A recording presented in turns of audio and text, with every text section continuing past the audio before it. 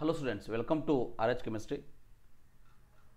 So ಈ ಒಂದು ವಿಡಿಯೋದಲ್ಲಿ ಯಾವ ಡಾಕ್ಯುಮೆಂಟ್ಸ್ ನಮಗೆ ಅಡ್ಮಿಷನ್ ಟೈಮಿಗೆ ಬೇಕಾಗ್ತದ ಅಥವಾ ನೀವು ಯಾವುದನ್ನು ರೆಡಿ ಮಾಡಿ ಇಟ್ಕೊಳ್ಬೇಕು ಅನ್ನೋದನ್ನು ಬ್ರೀಫಾಗಿ ಹೇಳ್ತಾ ಇದ್ದೀನಿ. ಆ್ಯಂಡ್ ಕೆಲವೊಂದಷ್ಟು ಡಾಕ್ಯುಮೆಂಟ್ಸ್ ಬಗ್ಗೆ ಕ್ಲಾರಿಟಿ ಇಲ್ಲ. ಅಂದರೆ ಏನಾಗ್ತದ, ಈಗ ಬೇರೆ ಬೇರೆ ಕಾಲೇಜಸ್ಗಳಲ್ಲಿ ಆ ಒಂದು ಎಕ್ಸ್ಟ್ರಾ ಡಾಕ್ಯುಮೆಂಟ್ಸನ್ನು ಕೇಳುವಂಥದ್ದು. ಬಟ್ ಒಂದು ಪಾಯಿಂಟನ್ನು ಗೊತ್ತಿರಲಿ, ಇವಿಷ್ಟು ಮ್ಯಾಂಡೇಟರಿ ಡಾಕ್ಯುಮೆಂಟ್ಸನ್ನು ನೀವು ತೊಗೊಂಡ ಮೇಲೆ, ಇವೇ ನಾನಿಲ್ಲಿ ತೋರಿಸ್ತಾ ಹೋಗ್ತೀನಿ, ಇವಿಷ್ಟು ಮ್ಯಾಂಡೇಟರಿ ಡಾಕ್ಯುಮೆಂಟ್ಸನ್ನು ನೀವು ತೊಗೊಂಡ ಮೇಲೆ ಕಾಲೇಜಿಗೆ ಹೋಗ್ತೀರಿ ಅಡ್ಮಿಷನಿಗೆ. ಅಲ್ಲಿ ನಿಮಗೆ ಎಕ್ಸ್ಟ್ರಾ ಡಾಕ್ಯುಮೆಂಟ್ಸ್ ಹೇಳಿದಾಗಲೂ ಕೂಡ ಇಮಿಡಿಯೇಟಾಗಿ ನೀವು ಅದನ್ನು ಕೊಡಲಿಲ್ಲ ಅಂದರೆ ನಿಮ್ಮ ಅಡ್ಮಿಷನನ್ನು ಕ್ಯಾನ್ಸಲ್ ಮಾಡುವಂತಹ ಕೆಲಸವನ್ನು ಯಾವ ಕಾಲೇಜುಗಳು ಮಾಡೋದಿಲ್ಲ ಅನ್ನೋದನ್ನು ಮೊದಲು ನೆನಪಿಟ್ಕೊಳ್ಳಿ. ಸೊ ನಿಮಗೆ ಕಾಲೇಜ್ ಸಿಗೋದೇ ಬಹಳ ಇಂಪಾರ್ಟೆಂಟು.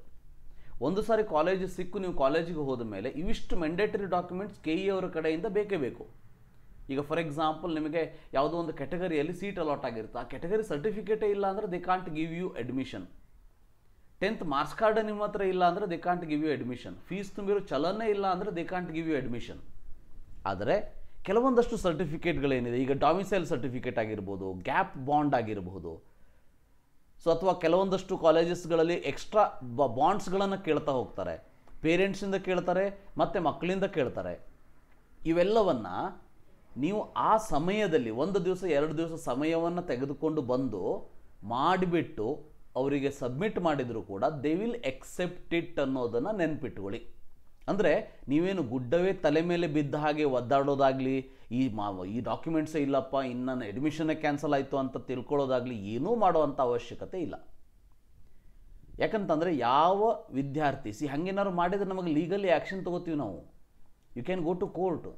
ಯಾಕಂದರೆ KE ಅವರ ಕಡೆಯಿಂದ KE ಅವರ ಬ್ರೋಷರಲ್ಲಿ ಈ ಡಾಕ್ಯುಮೆಂಟ್ಸ್ ಬೇಕು ಅಂತ ಇಲ್ಲ. ಈಗ ಫಾರ್ ಎಕ್ಸಾಂಪಲ್ ನೋಡಿ, ನಾನು ಹೇಳ್ತೀನಿ, ಡಾಮಿಸೈಲ್ ಸರ್ಟಿಫಿಕೇಟು KE ಬ್ರೋಷರಲ್ಲಿ ಎಲ್ಲಿ ಮೆನ್ಷನ್ ಮಾಡಿದ್ದಾರೆ? ಈವನ್ ಸ್ಟೇಟ್ ಸ್ಟೂಡೆಂಟ್ ಆದರೂ ಡಾಮಿಸೈಲ್ ಸರ್ಟಿಫಿಕೇಟ್ ಕೆಲವೊಂದಷ್ಟು ಕಾಲೇಜಸ್ಗಳಲ್ಲಿ ಕೇಳ್ತಾ ಇದ್ದಾರೆ. ಸೊ ಮೊದಲು ನನಗೆ ಕೇಳಿದವರಿಗೆಲ್ಲ ನಾನು ಇಲ್ಲ ಅಂತಲೇ ಹೇಳ್ತಿದ್ದೆ, ಅವಶ್ಯಕತೆ ಇಲ್ಲ ಅಂತೇಳಿ. ಬಟ್ ನಾನು ಹಾಗೆ ಬೇರೆ ಬೇರೆ ಕಾಲೇಜಸ್ಗಳ ಒಂದಷ್ಟು ಡಾಕ್ಯುಮೆಂಟ್ಸ್ಗಳನ್ನು ನೋಡ್ತಾ ಹೋದಾಗ ನನಗೆ ಗೊತ್ತಾಯಿತು, ಈಗ ಇಡೀ ರಾಜ್ಯದಲ್ಲಿ ಕಿಮ್ಸ್ ಕಾಲೇಜಲ್ಲಿ ಮಾತ್ರ ಗ್ಯಾಪ್ ಬಾಂಡನ್ನು ಕೇಳ್ತಾ ಇದ್ದಾರೆ, ಕಿಮ್ಸ್ ಹುಬ್ಳಿದಲ್ಲಿ. ಹಾಗಂತೇಳಿ ಆ ಬಾಂಡ್ ಇಲ್ಲ ಅಂದಾಗ ನಿಮಗೆ ಅಡ್ಮಿಷನ್ ಕ್ಯಾನ್ಸಲ್ ಮಾಡೋದಕ್ಕೆ ಬರೋದಿಲ್ಲ. So if that was the rule, NTA ಕಡೆಯಿಂದ ಆಗಲಿ ಅಥವಾ KE ಅವರ ಕಡೆಯಿಂದ ಆಗಲಿ ಅದನ್ನು ಮೆನ್ಷನ್ ಮಾಡಬೇಕಿತ್ತು. ಎಲ್ಲೂ ಕೂಡ ಮೆನ್ಷನ್ ಮಾಡಿಲ್ಲ. ಮತ್ತೆ ಯಾಕೆ ತಲೆ ಕೆಡಿಸ್ಕೋತೀರಿ? ಸೊ ಅಲ್ಲಿ ಹೋದಾಗ ಇಂಥ ಬಾಂಡ್ಗಳನ್ನು ಕೇಳಿದಾಗ, ಸರ್ಟಿಫಿಕೇಟ್ಗಳನ್ನ ಕೇಳಿದಾಗ take a week time. So domicile certificate ಅಂತದಕ್ಕೆ ವೀಕ್ ಟೈಮ್ ಬೇಕು. ಸೊ ಆದರೆ ನಾನು ಇವತ್ತು ಸಜೆಷನ್ ಕೊಡ್ತಾ ಇದ್ದೀನಿ, ಡಾಮಿಸೈಲ್ ಸರ್ಟಿಫಿಕೇಟನ್ನು ಇವತ್ತು ನಾಳೆ ಹಾಗೆ ತಹಶೀಲ್ದಾರ್ ಆಫೀಸಿಗೆ ಹೋಗಿ ಅಪ್ಲೈ ಮಾಡಿಬಿಡಿ. ಏನೋ ಒಂದಷ್ಟು ಚಾರ್ಜ್ ತೊಗೊಂಡು ಮಾಡಿಬಿಡ್ತಾರೆ ಅವರು. ಸೊ ನಿಮಗೆ ಅದರಲ್ಲಿ ಯಾವುದೇ ರೀತಿ ಪ್ರಾಬ್ಲಮ್ ಇಲ್ಲ. ಇನ್ನೊಂದು ವಾರ ಅಲ್ಲ, ಇನ್ನೊಂದು 15 ದಿವಸ ಆದಮೇಲೆ ಅದು ವಾಪಸ್ ಬರಲಿ, ನಿಮಗೆ ಏನೂ ಪ್ರಾಬ್ಲಮ್ ಇಲ್ಲ. ಓಕೆ, ಅಟ್ಲೀಸ್ಟ್ ನಾವಲ್ಲಿ ಅಪ್ಲೈ ಮಾಡಿರುವಂತಹ ಒಂದು ದಾಖಲೆಯನ್ನು, ಎಕ್ನಾಲಜ್ಮೆಂಟನ್ನು ತೋರಿಸೋಣಂತೆ. That is enough for the admission, right? So very important, remember. ಅದಕ್ಕೆ ಹೇಳ್ತಾ ಇದ್ದೇನೆ. ಈಗ ಏನೇನು ಬೇಕು ಮ್ಯಾಂಡೇಟರಿಯಾಗಿ? ಸೊ ಮ್ಯಾಂಡೇಟರಿಯಾಗಿ ನೋಡಿ, final print of the KE online application form ಬೇಕು. ಈಗ ಮೊನ್ನೆ ನೀವು KEಯಲ್ಲಿ, ಇದು KEಗೆ ಸಂಬಂಧಪಟ್ಟಿದ್ದು ಮಾತ್ರ ಹೇಳ್ತಾ ಇದ್ದೀನಿ, ನೀಟ್ ಆಲ್ ಇಂಡಿಯಾ ಲೆವೆಲ್ಲಿ ಕೂಡ ಆಲ್ಮೋಸ್ಟ್ ಸೇಮ್ ಇರ್ತದೆ, ಸ್ವಲ್ಪ ಚೇಂಜಸ್ ಇರ್ತದೆ ಅಷ್ಟೇ. ಸೊ KE ಆನ್ಲೈನ್ ಅಪ್ಲಿಕೇಶನ್ ಬೇಕು. ಮೊನ್ನೆ ನೀವೇನು ಪ್ರಿಂಟೌಟ್ ತೊಗೊಂಡಿದ್ರಿ ವಿತ್ ಮಾರ್ಕ್ಸ್, ಆ KE ಅಪ್ಲಿಕೇಶನ್ ಬೇಕಾಗ್ತದೆ. UG NEET 2024 ಅಡ್ಮಿಷನ್ ಟಿಕೆಟ್ ಬೇಕು. ಅಡ್ಮಿಷನ್ ಟಿಕೆಟನ್ನು ನೀವು ಡೌನ್ಲೋಡ್ ಮಾಡ್ಕೊಳ್ಬೇಕು. UG NEET ಸ್ಕೋರ್ ಕಾರ್ಡನ್ನು ಡೌನ್ಲೋಡ್ ಮಾಡ್ಕೊಳ್ಬೇಕು. ಸೊ ಅದು ನಿಮ್ಮ ಹತ್ರ ಈಗಿನ ಪರಿಸ್ಥಿತಿಯಲ್ಲಿ ಇಲ್ಲ ಅಂದರೆ ಅದನ್ನು ಮಾಡ್ಕೊಳ್ಳೋದು ಹೇಗಂತಲೂ ನಾನು ಹೇಳ್ತೀನಿ. ಸೊ ನೀವೀಗ ವೆಬ್ಸೈಟಿಗೆ ಹೋಗಿಬಿಟ್ಟು ಇಲ್ಲಿ ನೀಟ್ ಅಂತ ಟೈಪ್ ಮಾಡಿ.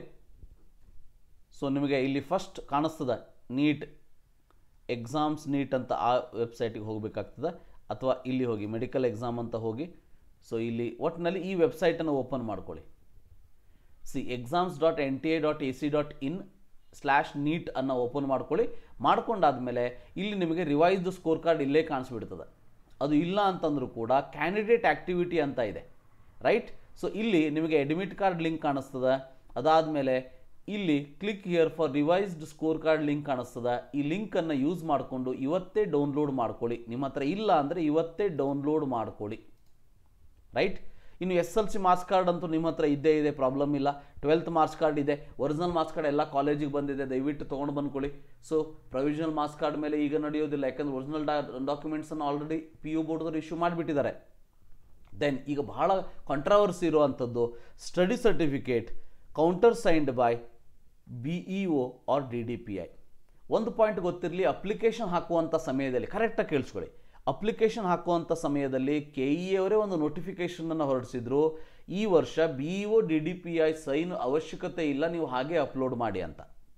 ಇದು KE ಅವ್ರು ಏನು ಮಾಡಿರ್ತಾರೆ ಅಂತಂದರೆ, ಹಿಂದಿನ ವರ್ಷದ ಬ್ರೋಷರ್ದಲ್ಲಿ ಏನು ಪಾಯಿಂಟ್ಸ್ ಇದೆ ಈ ವರ್ಷ ಅದನ್ನೇ ಕಾಪಿ ಆ್ಯಂಡ್ ಪೇಸ್ಟ್ ಮಾಡಿರ್ತಾರೆ ಹೊರತು ಬಹಳ ಯೋಚನೆ ಮಾಡಿರೋದಿಲ್ಲ.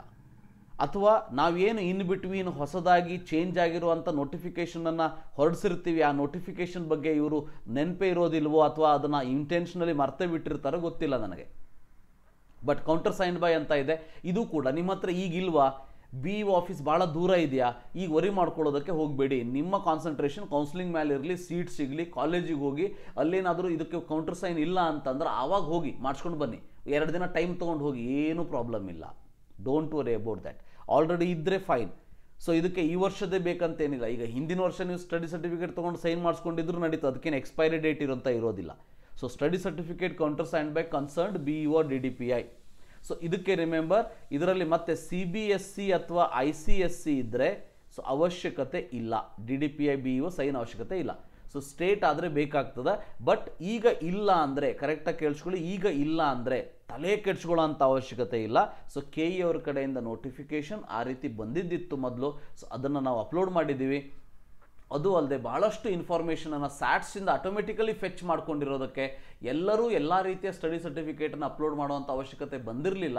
ಸೊ ಇದು ಅಷ್ಟೊಂದು ಇರಲಿಲ್ಲ, ಮಿನಿಮಮ್ 7 ಇಯರ್ಸ್ ಇದ್ದರೂ ಸಾಕು ನಿಮ್ಮ ಅಡ್ಮಿಷನ್ ಆಗ್ತದೆ ಅನ್ನೋದು ಗೊತ್ತಿರಲಿ.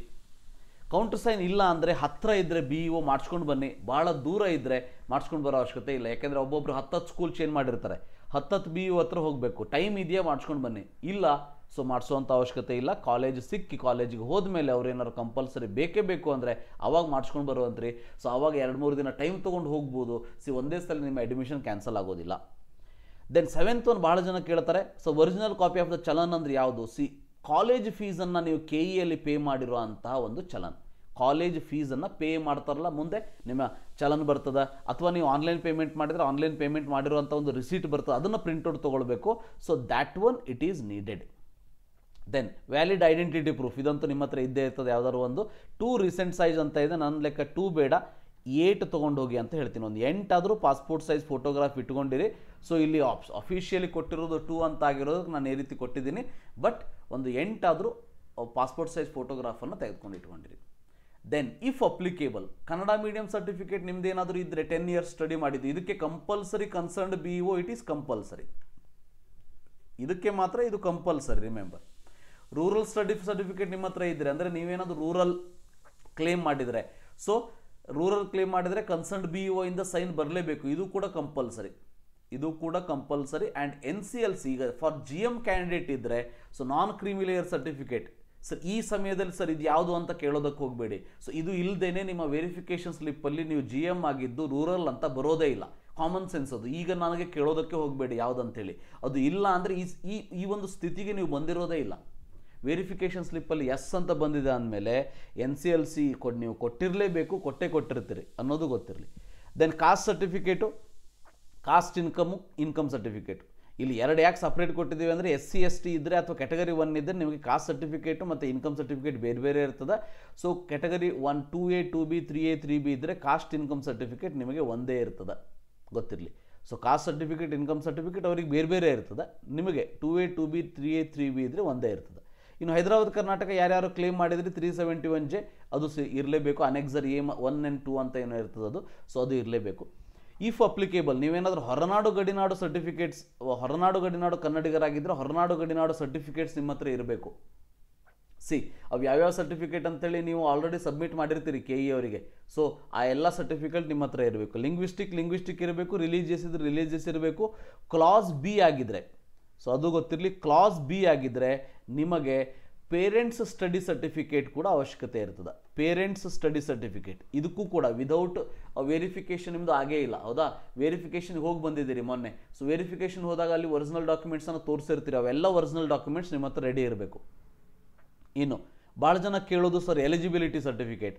ಸರ್ ಎಲಿಜಿಬಿಲಿಟಿ ಸರ್ಟಿಫಿಕೇಟ್ ಅಂತಂದರೆ this is a certificate issued by RGUHS, Rajiv Gandhi health university. So ಈಗ ಫಾರ್ CBSE ಸ್ಟೂಡೆಂಟ್ಗಳಾಗಿರ್ಬೋದು, ICSE ಆಗಿರ್ಬೋದು, all India quota students. All India quota ಅಂತಂದರೆ ನೀವು ನಮ್ಮ ಕರ್ನಾಟಕದ PU ಬೋರ್ಡ್ ಆಗಿದ್ದು ಆಲ್ ಇಂಡಿಯಾದಲ್ಲಿ ಸೀಟ್ ತೊಗೊಂಡ್ರಲ್ಲ, ಹೊರಗಡೆಯಿಂದ ಆಲ್ ಇಂಡಿಯಾ ಕೋಟಾದಲ್ಲಿ ಸೀಟ್ ತೊಗೊಂಡವರಿಗೆ ಮಾತ್ರ ಬೇಕು. ಅದರ್ ದ್ಯಾನ್ PU ಬೋರ್ಡ್ ಆಗಿದ್ದರೆ ಈ RGUHS ಇಂದ ಸರ್ಟಿಫಿಕೇಟ್, ಎಲಿಜಿಬಲ್ ಸರ್ಟಿಫಿಕೇಟ್ ಅವಶ್ಯಕತೆ ಇರೋದಿಲ್ಲ, ರೈಟ್? ಸೊ ಇದರಲ್ಲಿ ಏನಾದರೂ ಈಗ SDM ಅಂತ ಕಾಲೇಜಲ್ಲಿ ನಿಮಗೆ ಸೀಟ್ ತೊಗೊಂಡ್ರೆ, SDM ಸಪ್ರೇಟ್ ಯೂನಿವರ್ಸಿಟಿ ಇದೆ, ಅವರೇ ನಿಮಗೆ RGUHS ಸರ್ಟಿಫಿಕೇಟ್ ಅಂದರೆ ಅವರೇ ನಿಮಗೆ ಎಲಿಜಿಬಲ್ ಸರ್ಟಿಫಿಕೇಟ್ ಕೊಡ್ತಾರೆ. ಖಾಜಾಬಂದಿ ನವಾಜ್ ಹೋದರೆ ಅವರೇ ನಿಮಗೆ ಸರ್ಟಿಫಿಕೇಟ್ ಕೊಡ್ತಾರೆ. MS ರಾಮಯ್ಯ ಹೋದರೆ ಅವರೇ ನಿಮಗೆ ಸರ್ಟಿಫಿಕೇಟ್ ಕೊಡ್ತಾರೆ. ಒಂದು 5-6 ಕಾಲೇಜಸ್ ಬಿಟ್ಟು 6 ಕಾಲೇಜಸ್ ಇದೆ, ಅಥವಾ ಡೀಮ್ಡ್ ಯೂನಿವರ್ಸಿಟಿ ಬಿಟ್ಟು ಅವ್ರವ್ರದ್ದೇ ಸರ್ಟಿಫಿಕೇಟ್ ಕೊಡ್ತಾರೆ. ಅದು ಬಿಟ್ಟರೆ ಉಳಿದಿರುವಂಥ ಎಲ್ಲ RGUHS ಅಂಡರ್ ಬರುವಂಥ ಕಾಲೇಜಸ್ಗಳಿಗೆ ಎಲಿಜಿಬಲ್ ಸರ್ಟಿಫಿಕೇಟ್ ಬೇಕು. ಮೈಗ್ರೇಷನ್ ಸರ್ಟಿಫಿಕೇಟ್ ಎಲ್ಲರಿಗೂ ಅವಶ್ಯಕತೆ ಇಲ್ಲ, CBSE, ICSE, all India quota ಸ್ಟೂಡೆಂಟ್ಸ್ಗಳಿಗೆ ಬೇಕು. ಈ ಮೈಗ್ರೇಷನ್ ಸರ್ಟಿಫಿಕೇಟ್ ನಿಮ್ಮ ಸ್ಕೂಲಲ್ಲಿ ನೀವು ಕೇಳಬೇಕಾಗ್ತದೆ, ಅಲ್ಲಿ ಹೇಳ್ತಾರೆ ನಿಮಗೆ. ಎಲಿಜಿಬಿಲಿಟಿ ಸರ್ಟಿಫಿಕೇಟ್ ಏನಿದೆ ಅದು RGUHS ಇಂದ ಬೇಕು. ಸೊ ಒಂದು ಲಿಂಕನ್ನು ಕೊಡ್ತಾರೆ RGUHS ವೆಬ್ಸೈಟಲ್ಲಿ, ಅದರಲ್ಲಿ ನಿಮ್ಮ ಎಲ್ಲ ಡೀಟೇಲ್ಸನ್ನು ಫಿಲ್ ಮಾಡಬೇಕು. ಬಟ್ ಈ ಸರ್ಟಿಫಿಕೇಟನ್ನು ಆಫ್ಟರ್ ದ ಅಲಾಟ್ಮೆಂಟ್ ತೊಗೊಳ್ಳಿ, ಯಾಕಂತಂದರೆ ಅದರಲ್ಲಿ ನೀವು ಯಾವ ಕೋರ್ಸಿಗೆ ಸೇರ್ಕೋತೀರಿ, ಯಾವ ಒಂದು MBBS, BDS ಇವೆಲ್ಲ ಇನ್ಫಾರ್ಮೇಷನ್ ಹಾಕಬೇಕಾಗ್ತದೆ. ಬಟ್ ನನ್ನ ಸಜೆಷನ್ ಇಷ್ಟೇ, ಸೊ ಆಫ್ಟರ್ ದ ಕೋರ್ಸ್ ಅಂದರೆ ಆಫ್ಟರ್ ದ ಅಲಾಟ್ಮೆಂಟ್ ನೀವು ಇದನ್ನು ತೊಗೊಂಡ್ರು ಸಾಕು. ಒಂದು ವಾರದಲ್ಲಿ ಬರ್ತದೆ, ನೀವು ಅವರಿಗೆ ಹೇಳಿ ಎಲಿಜಿಬಲ್ ಸರ್ಟಿಫಿಕೇಟ್ ನಾನು ಅಪ್ಲೈ ಮಾಡಿದ್ದೀನಿ ಅಂತೇಳಿ. ಸೊ ಸಿಕ್ಕ ತಕ್ಷಣ ಅಪ್ಲೈ ಮಾಡ್ಕೊಳ್ಳಿ, so that they will hello, don't worry. Domicile certificate ಇದು ನನಗೆ ಕಂಪಲ್ಸರಿ ಎಲ್ಲ ಕಾಲೇಜಲ್ಲಿ ಕೇಳ್ತಾ ಇಲ್ಲ, ಬಟ್ ಕೆಲವೊಂದಷ್ಟು ಕಾಲೇಜಸ್ಗಳಲ್ಲಿ ಕೇಳ್ತಾ ಇದ್ದಾರೆ. ಅದಕ್ಕಾಗಿ ನನ್ನ ಸಜೆಷನ್ ಇಷ್ಟೇ, ಡೊಮಿಸೈಲ್ ಸರ್ಟಿಫಿಕೇಟ್ ಈಗ ಟೈಮ್ ಇದೆ, ಸೊ ಅಪ್ಲೈ ಮಾಡಿ ಇಟ್ಕೊಂಡು ಬಿಡಿ. ನೀವು ಹೇಳ್ಬೋದು ಸರ್ ನಾ ಮೊದಲೇ ನಿಮ್ಗೆ ಕೇಳಿದ್ದೆ, ಆವಾಗ ನೀವು ಇಲ್ಲ ಅಂತ ಹೇಳಿದ್ರಿ. ಹೌದಪ್ಪ, ನಾ ಇಲ್ಲ ಅಂತ ಹೇಳಿದ್ದೆ, ಯಾಕಂತಂದರೆ NTA KEA ವೆಬ್ಸೈಟಲ್ಲಿ ಎಲ್ಲೂ ಕೂಡ ಇಲ್ಲ. ಬಟ್ ಕೆಲವೊಂದಷ್ಟು ಕಾಲೇಜಸ್ ವೆಬ್ಸೈಟಿಗೆ ನಾನು ಭೇಟಿ ಕೊಟ್ಟಾಗ ಅಲ್ಲಿ ನನಗೆ ತಿಳಿದಿದ್ದೇನಂತಂದರೆ ಡೊಮಿಸೈಲ್ ಸರ್ಟಿಫಿಕೇಟ್ ಕೇಳ್ತಾ ಇದ್ದಾರೆ. ಇನ್ನು ಗ್ಯಾಪ್ ಬಾಂಡ್ ಅಂತ ಏನು ಕರಿತೀರಿ, ಅಥವಾ ಗ್ಯಾಪ್ ಸರ್ಟಿಫಿಕೇಟ್ ಅಂತ ಏನು ಕರಿತೀರಿ, ಇದು ಅವಶ್ಯಕತೆ ಇಲ್ಲ. ಬಟ್ ನಾನು ನಿಮಗೆ ಕಿಮ್ಸ್ದು ಒಂದು ತೋರಿಸ್ಬಿಡ್ತೀನಿ, ನಿಮಗೂ ಒಂದು ರೀತಿ ಸಮಾಧಾನ ಆಗಿಬಿಡ್ತದೆ. ಕಿಮ್ಸ್ ಹುಬ್ಳಿ ತೋರಿಸ್ತೀನಿ, ಇವ್ರು ಯಾಕೆ ಹಿಂಗೆ ಮಾಡ್ತಾರೋ ಗೊತ್ತಾಗೋದಿಲ್ಲ ನೋಡಿ. ಇವೆಲ್ಲ ಸರ್ಟಿಫಿಕೇಟ್ ಫಾರ್ಮ್ಯಾಟ್ಗಳು ಬೇಕು. ಇವು ನೀವು ಆ ಕಾಲೇಜಿನ ವೆಬ್ಸೈಟಿಗೆ ಹೋಗಿಬಿಟ್ರೆ ಗೊತ್ತಾಗ್ಬಿಡ್ತದೆ. ಸೊ NEET UG ನಿಮಗೆ ಇಲ್ಲಿ ನೋಡಿ,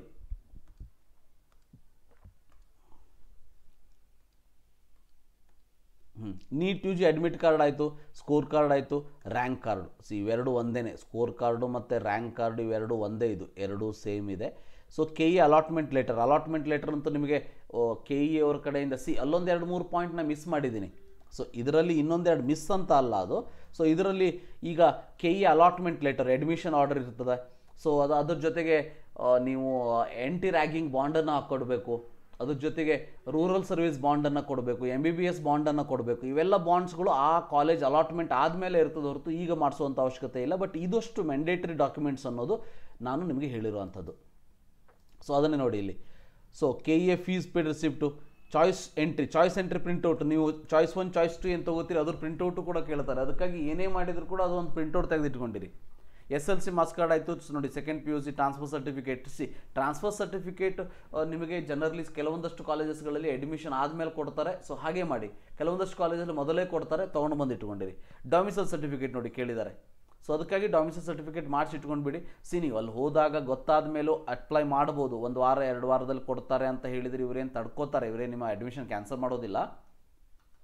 then caste certificate, income, migration, eligibility, physical fitness certificate ಏನಿದೆಯಲ್ಲ ಇದು ಆ ಕಾಲೇಜಿಗೆ ಹೋದಾಗ ಅಲ್ಲೇ ಕೊಟ್ಟುಬಿಡ್ತಾರೆ ನಿಮಗೆ.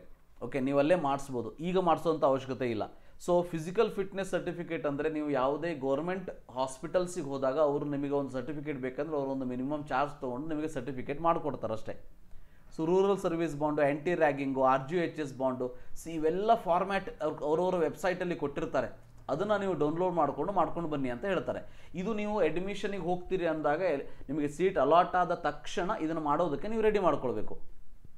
ಫೋಟೋಗ್ರಾಫ್ ಆಯಿತು, ಆಧಾರ್ ಕಾರ್ಡ್ ಆಯಿತು, ಫಿಸಿಕಲ್ ಡಿಸೆಬಿಲಿಟಿ ಇದು PHದವರಿಗೆ, ಜೆರಾಕ್ಸ್ ಕಾಪಿ ಯಾವುದು ಫ್ರೀ ರೆಸಿಪ್ಟ್ ಆಯಿತು.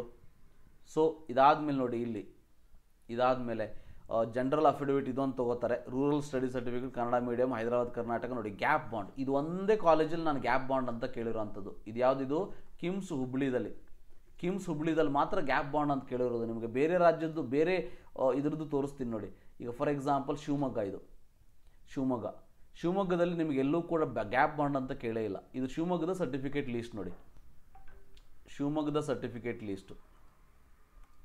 So online field application farm ಇದಂತೂ ನಿಮ್ಮ ಹತ್ರ ಇದ್ದೇ ಇರ್ತದೆ. Okay, so under graduate data sheet ಅಂದರೆ ಇದ್ರ ಕೆಳಗಡೆ ಕೊಟ್ಟಿದ್ದಾರೆ. ಇದನ್ನೇ ಅವ್ರು ಹೇಳ್ತಾ ಇರೋವಂಥದ್ದು, ಇಲ್ಲಿ ಕೊಟ್ಟಿದ್ದಾರೆ ಕೆಳಗಡೆ. ಸೊ ನೋಡಿ ಈ ಸರ್ಟಿಫಿಕೇಟ್ ಅವ್ರು ಕೇಳೋದು ಅಂಡರ್ ಗ್ರ್ಯಾಜುಯೇಟ್ ಡಾಟಾ ಶೀಟ್ ಅಂತಂದರೆ. ಸೊ ಅದು ನೀವು ಅಲ್ಲಿ ಹೋದ್ಮೇಲೆ ಗೊತ್ತಾಗ್ತದೆ, ವರಿ ಮಾಡ್ಕೋಬೇಡಿ. ಇನ್ನು KE allotment letter, UGNET admit card, score card, right, 10th marks card, 12th marks card, study certificate, transfer certificate, migration, eligibility, caste, physical fitness. So any government hospital ಬರ್ಸಿಗುವಂಥದ್ದು. Income certificate parent, income certificate of the parent, candidate claiming reservation ಅಂದರೆ ನಿಮಗೆ income certificate ಏನು ಕೊಟ್ಟಿರ್ತಾರೆ. Declaration bond ಇದನ್ನು ಕೂಡ ಆವಾಗಲೇ ಮಾಡಿಸೋದು. So rural service bond ಇದನ್ನು ಕೂಡ ಅಲಾಟ್ಮೆಂಟ್ ಆದಮೇಲೆ ಮಾಡಿಸೋದು. ಫೋಟೋ ತೊಗೊಳ್ಳಿ, ಆಧಾರ್ ಕಾರ್ಡ್ ತೊಗೊಳ್ಳಿ, physical disability, then this fee receipt. ನೋಡಿ ಇಲ್ಲೆಲ್ಲೂ ಕೂಡ ಡಾಮಿಸೈಲ್ ಸರ್ಟಿಫಿಕೇಟ್ ಇಲ್ಲ. ಹೌದಾ, ನಾನು ಅದನ್ನೇ ಹೇಳಿದ್ದು, ಡಾಮಿಸೈಲ್ ಸರ್ಟಿಫಿಕೇಟೇ ಇಲ್ಲ ಇದರಲ್ಲಿ. ನೋಡಿ ಶಿವಮೊಗ್ಗದಲ್ಲಿ ಡಾಮಿಸೈಲ್ ಸರ್ಟಿಫಿಕೇಟೇ ಕೇಳಿಲ್ಲ. ಸೊ ಅಂದರೆ ಲೈಕ್ ದಿಸ್ ಕೆಲವೊಂದಷ್ಟು ಕಾಲೇಜ್ ಒಂದು ರೂಲನ್ನು KE ಅವರು ಮಾಡಬೇಕು, ಇಂತಿಂಥ ಸರ್ಟಿಫಿಕೇಟ್ ತೊಗೊಳ್ಳಿ ಅಂಥೇಳಿ. ಮನ್ಸಿಗೆ ಬಂದು ಸರ್ಟಿಫಿಕೇಟ್ ಇವ್ರು ತೊಗೊಳ್ತಾ ಹೋದ್ರು ಅಂತಂದರೆ ವಿದ್ಯಾರ್ಥಿಗಳು ಪಾಲಕರು ಅಡ್ಡಾಡಬೇಕು ಅಡ್ಮಿಷನ್ ಸಿಕ್ಕ ಮೇಲೆ, ಅದು ತೊಗೊಳ್ಳೋದಕ್ಕೆ ಇದು ತೊಗೊಳ್ಳೋದಕ್ಕೆ, ರೈಟ್. ಸೊ ಇಲ್ಲಿ ನೋಡಿ ಶಿವಮೊಗ್ಗದಲ್ಲಿ there is no domicile certificate which is asked. ನನಗೆ ಕಾಣುತ್ತಾ ಇಲ್ವಾ? ಇಲ್ಲ, ಇದರಲ್ಲೂ ಕೂಡ ಇಲ್ಲ. ಹೌದಾ, there is no domicile certificate it is asked. ಹಾಗಾದ್ರೆ ಏನು ಮಾಡ್ಬೇಕು ನಾವು? ಡಾಮಿಸೈಲ್ ತೊಗೊಳ್ಬಾರ್ದಾ? ಬಟ್ ಕೆಲವೊಂದಷ್ಟಲ್ಲಿ ಕೇಳಿದ್ದಾರೆ ನೋಡಿ. ಚಿತ್ರದುರ್ಗ ಮೆಡಿಕಲ್ ಕಾಲೇಜಲ್ಲಿ ತೋರಿಸ್ತೀನಿ ನಾನು ನಿಮಗೆ, ಡಾಮಿಸೈಲ್ ಸರ್ಟಿಫಿಕೇಟ್ ಕೇಳಿದ್ದಾರೆ ಇಲ್ಲಿ. ಹೌದಾ, ಡಾಮಿಸೈಲ್ ಸರ್ಟಿಫಿಕೇಟ್ ಕೇಳಿದ್ದಾರೆ, ರೈಟ್. ಬಟ್ ಇಲ್ಲಿ ಎಲ್ಲೂ ಕೂಡ ನಿಮಗೆ ಗ್ಯಾಪ್ ಬಾಂಡ್ ಇಲ್ಲ, ರೈಟ್. ಅದಕ್ಕೆ ಕಿಮ್ಸಲ್ಲಿ ಮಾತ್ರ ಗ್ಯಾಪ್ ಬಾಂಡನ್ನು ಕೇಳಿರೋವಂಥದ್ದು. ತಲೆ ಕೆಚ್ಕೊಳ್ಬೇಡಿ. ಸೀಟ್ ಸಿಕ್ಕ ಮೇಲೆ ಅದು ಒಂದು ಸಿಂಪಲ್ ಆಗಿ ಒಂದು ಫಾರ್ಮ್ಯಾಟ್ ಇರ್ತದೆ. ಇದು ನನ್ನ ಸಾರಥಿ ಮತ್ತು ಸಾರಥಿ ಪ್ಲಸ್ ಬ್ಯಾಚ್ ಗ್ರೂಪಲ್ಲಿ ಆ್ಯಡ್ ಮಾಡಿರ್ತೀನಿ. ಸೊ ನೀವು ಅದನ್ನು ಪ್ರಿಂಟೌಟ್ ತೊಗೊಂಡು ಮಾಡ್ಕೊಳ್ಬೋದು. ಉಳಿದವರಿಗೆ ಸೊ ನಿಮಗೆ ವೆಬ್ಸೈಟಲ್ಲಿ ಸಿಗ್ತದೆ. ಸೊ ಅವ್ರ ಹತ್ರ ಕೇಳಿದರೆ ಫಾರ್ಮ್ಯಾಟನ್ನು ಕೊಡ್ತಾರೆ, ನೀವು ಮಾಡಿಸ್ಕೊಳ್ಬೋದು. ಸೊ ಈ ರೀತಿಯಾಗಿ ಇವಿಷ್ಟು ಸರ್ಟಿಫಿಕೇಟನ್ನು ಕಂಪಲ್ಸರಿಯಾಗಿ ಮಾಡಿ ರೆಡಿ ಇಟ್ಕೊಂಡಿರಿ. ಸೊ ಕಂಪಲ್ಸರಿಯಾಗಿ ಇವಿಷ್ಟು ಇರಲಿ. ಕಾಲೇಜಿಗೆ ಹೋದ್ಮೇಲೆ ಎಕ್ಸ್ಟ್ರಾ ಇನ್ನೊಂದಷ್ಟು ಏನು ಕೇಳ್ತಾರೆ ಅದನ್ನು ಅಲ್ಲಿ ಹೋದ್ಮೇಲೆ ಕೊಡ್ಬೋದು.